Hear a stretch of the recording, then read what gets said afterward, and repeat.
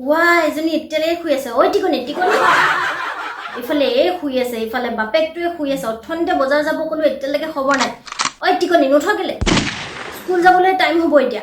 ঘড়ীটো চাইছ নাই ও মা আৰু অকমান শুবলৈ দেচোন গোটেই ৰাতি শুই ভাগৰ লাগি গৈছে আৰু 10 মিনিট জিৰাই লওঁ কেছৰ দেখিছ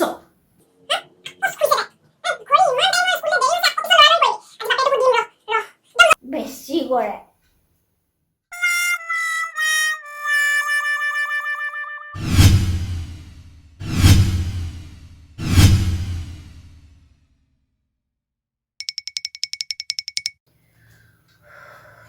গৰম ঐ টিকনি তোৰ আজি স্কুল এখন দেখিলে দেৰি হ'ল মা আৰু দেউতাই কাজিয়া লাগি আছিল তাতে তোৰ দেৰি হ'বলগীয়া কি হ'ল মই স্কুলৰ এপাত দুটা মায়ে হাতত লৈ আছিল আৰু এপাত দুটা দেউতাই হাতত লৈ আছিল